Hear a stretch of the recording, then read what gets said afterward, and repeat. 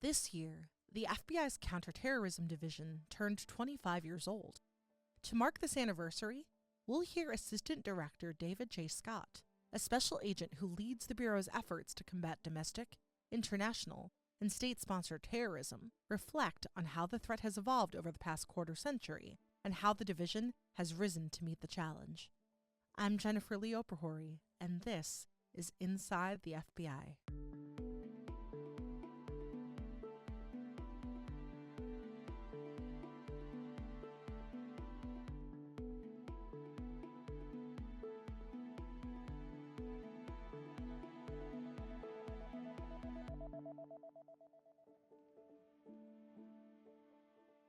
The FBI's mission is to protect the American people and uphold the Constitution. So our mission within the FBI's Counterterrorism Division is to protect Americans from terrorist attacks. So you can see how those sort of fit together.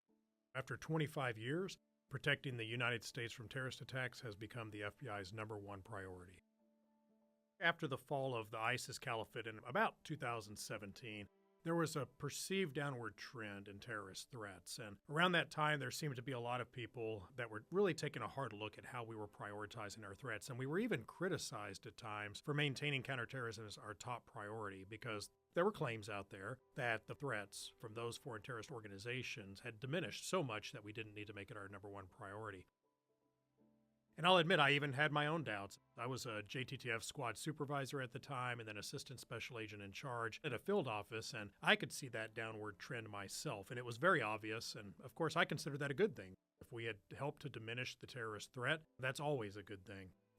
But you look at today, and how does that sound? Because we're a year after the Hamas attacks in Israel from last October 7th, when one of our closest allies was attacked by terrorists who killed almost 1,200 people that day. So even before the October 7th Hamas attack on Israel, the FBI had been very public in saying that the terrorism threat was already elevated across the board with international threats, domestic terrorism threats, and the state-sponsored threat. And as I talk to my counterparts now across the interagency and even with international partners, everybody's saying the same thing. They're seeing this across the globe. This is an issue that's not just facing the U.S., but it's facing everybody with these simultaneously elevated threats. So however you want to say it, we've got to be on our game because the American public depends on us to be able to address all of these threats at the same time and make sure that we're disrupting any potential attack in the U.S. In very general terms, the FBI is bound by guidelines issued by the Attorney General that establish a policy on when an investigation can be initiated. And so through those guidelines, the FBI obtains authorization to collect information. And that's where we get our investigations. That's where we obtain the facts that we can then analyze and use those to prevent terrorist activity.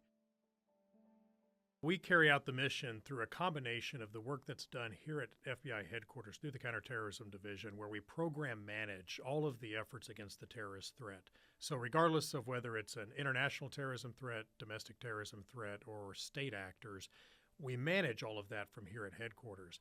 But the people that actually carry it out are the teams that are out in the field offices. Those are the Joint Terrorism Task Forces. That's where you bring together all of the agents, the analysts, all the specialty teams, and they form the nucleus, the group that actually goes out and makes the arrest, does the disruption of the attacks.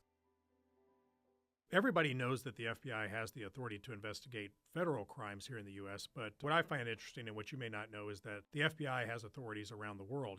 That goes back to 1983 when Attorney General William French Smith modified the guidelines for conducting intelligence investigations. And then the next year, Congress authorized the Bureau to pursue criminals who attacked Americans beyond our shores. Now we have counterterrorism assistant legal attachés, or ALATs, forward deployed in U.S. embassies across the globe. We've got the FLY team that can deploy both domestically and overseas at a moment's notice. And then we've got a significant portion of our division here at headquarters that is dedicated to ensuring our U.S. citizens are protected overseas just as they would be here within the borders of the U.S. And just one example of that overseas mission is when the FBI conducted a 10-year investigation of an ISIS hostage cell involving British ISIS members nicknamed the Beatles. The Beatles were responsible for taking more than 25 Western hostages back during sort of the peak of ISIS, and for the murder of at least 13 Western hostages, including 4 Americans. And so in 2022, it was thanks to those authorities and thanks to the overseas capabilities of the Counterterrorism Division, 2 of those subjects were convicted and were sentenced to 8 life sentences each.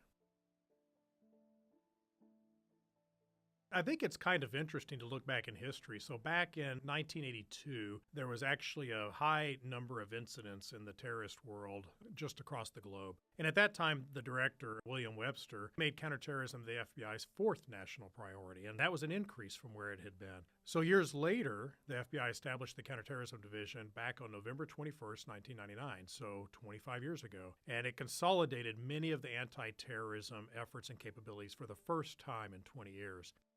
So those years leading up to the establishment of CTD witnessed the globalization of terrorism, and there was a willingness by both the domestic and international terrorists to use weapons of mass destruction to inflict large numbers of civilian casualties. You had a couple of really significant incidents that caught the public's eye and made the FBI very concerned about the terrorist threat.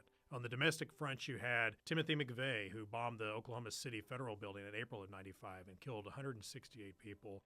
And at the time, that ranked as the worst terrorist attack to occur on American soil.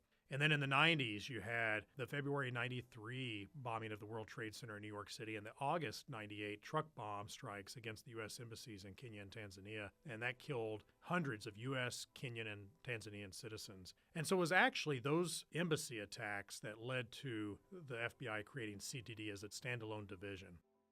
Almost a year after, you had the attack on the USS Cole that occurred in October of 2000, killing 17 sailors. And then, as we all know, on 9/11, that changed the world, and it changed CTD.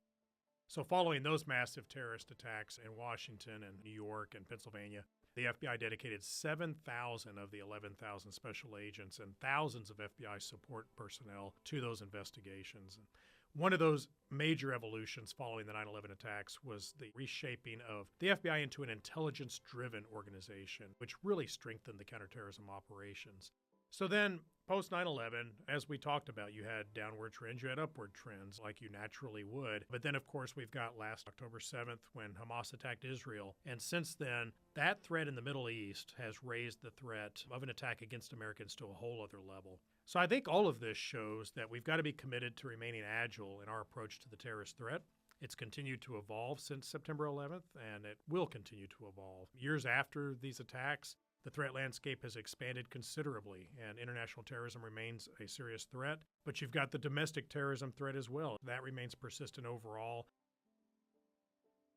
Since the establishment of CTD back in '99, we've changed dramatically, but so have the threat actors. If you look at the terrorist threat in general and the sophistication and the change in our adversaries' use of sophisticated techniques and their communications, we've had to really innovate in order to keep up with them. You know, I look back to 20 years ago, I did a TDY up here to the Public Access Center Unit, or PACU, and that's where we used to get the tips soon after 9/11. There were a handful of us working the overnight shift at that point, and we'd come in and sit here at the Hoover Building, and we'd get maybe 40 to 50 tips that would come in by email each night, and we thought that was just huge. And the volume seemed to us to be just overwhelming. And then you look at today at the thousands of tips that come in, and we've got our National Threat Operations Center that gets all of these tips. And it just shows you how things have changed, and that's just in how we take in the tips themselves and then triage those and get those out to be worked by the field offices.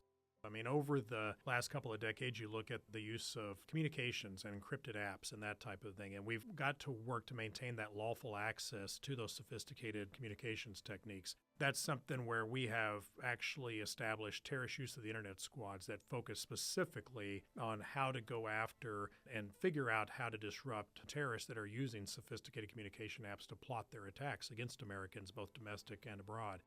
So we've got to constantly keep up.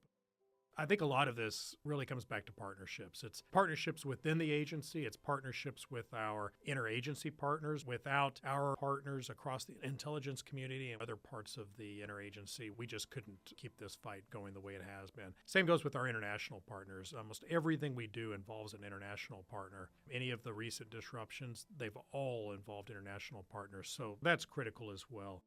The evolution of the Joint Terrorism Task Force has a lot to do with it as well. You know, that first one stood up in New York City in our New York field office, and they sort of set the standard for all of the rest of the task forces to come. And now you've got 4,000 members from over 500 different state and local agencies, 50 federal agencies, all working nationwide on joint terrorism task forces. And they're working to prevent any of these domestic attacks, any international terrorism attacks. And those are highly trained investigators who have evolved just like the rest of the agency has evolved, and the division has evolved over the years to just become experts at what they do. And so that's how we've evolved over the last quarter century.